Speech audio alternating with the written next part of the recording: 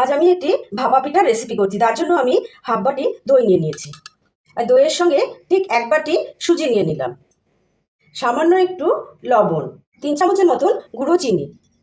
এটাকে এখন ভালো করে পেস্ট করে নিতে হবে। আর যদি একদম আমি এখানে অল্প করে দুধ নিলাম। দুধটা কিন্তু আমার জাল করা ছিল, জাল করে নর্মাল টেম্পারেচারে আনা ছিল। আরও একটু এখানে দুধ লাগবে, অল্প অল্প করে দুধ দেবেন যাতে এটা মানে পাতলা না হয়ে যায়, ঘন থাকবে কিন্তু ব্যাটারটা।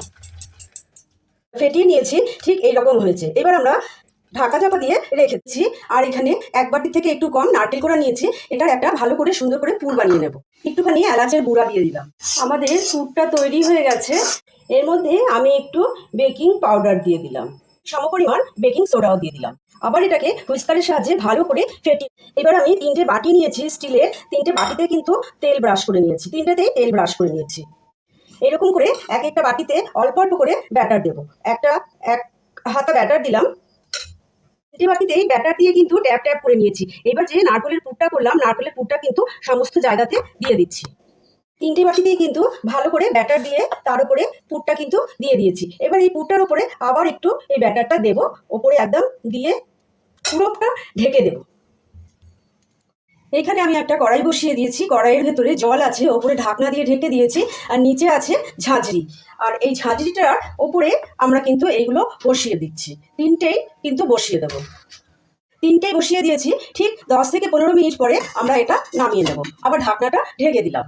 এদিকে আমি আধা সে দুধ নিয়েছি, দুধটাকে ঘন করে দিচ্ছি, একদম ঘন করে একটু একটু শুকিয়ে ফেলবো। এদিকে আমি পাটালি গুড় নিয়ে নিয়েছি, পাটালি গুড়টা দুধের মধ্যে মিশিয়ে দেবো। এদিকে আমাদের 10 মিনিট হয়ে গেছে। আমি এবার ঢাকনাটা খুলে দেখবো। দেখুন পিঠেগুলো কত বড় বড় হয়ে গেছে। কিভাবে বুঝবেন? এই যে এই একটা কাঠি ঢুকিয়ে দিলেন, কাঠি ঢুকিয়ে দেখবে যে কিছু বেরোচ্ছে কিনা। একদম কিচ্ছু নেই, শুকনো। এইভাবে সমস্তগুলো চেক করবেন। একদম শুকনো কিন্তু কাঠিটা, সবগুলোতেই আমি দেখাচ্ছি একদম শুকনো কিন্তু কাঠিটা। এবার হয়ে গেছে। এবার আমি গ্যাসের ফ্লেম বন্ধ করে দিচ্ছি। পিঠাগুলো ঠান্ডা হওয়ার পরে চাকু দিয়ে এরকম করতে হবে। ঠান্ডা না হওয়া পর্যন্ত কিন্তু পিঠাগুলো খুলবে না। সবগুলো পিঠা কিন্তু এরকম করে নেবেন, তাহলে খুলে যাবে। একটা একটা করে এখন পিঠাগুলোকে খুলে নেব। এই দেখুন কি সুন্দরভাবে খুলে গেছে। এই যে এবার একটা বাটিতে রেখে দিচ্ছি, একটা একটা করে সবগুলো খুলে নিই। সব খুলে গেছে। এবার পিঠাগুলোকে এইভাবে একটা কোনো কিছু দিয়ে ছিদ্র করে দিতে হবে, যাতে দুধটা ভেতরে প্রবেশ করে। ভালো করে ছিদ্র করে দেবেন। এই যে একটা পিঠে যেমন আমি ছিদ্র করে দিলাম। এবার দুধের মধ্যে গুড় দিয়ে দিয়েছি, পাটালি গুড়। এবার একটু পিঠেগুলোকে ছেড়ে দিচ্ছি। ছেড়ে দিয়ে বাটিতে কিন্তু উঠিয়ে রাখবো। বেশিক্ষণের জন্য এই পিঠেগুলোকে সেদ্ধ করবো না, এইরকম করে ওপরে ছড়িয়ে দেবো। আমাদের ভাপা পিঠা এদিকে রসে কিন্তু টইটুম্বুর তৈরি হয়ে গেল। আশা করি আপনাদের সকলের ভালো লাগবে। যদি ভালো লাগে তাহলে অবশ্যই লাইক, শেয়ার, কমেন্ট, সাবস্ক্রাইব অবশ্যই কিন্তু করবেন।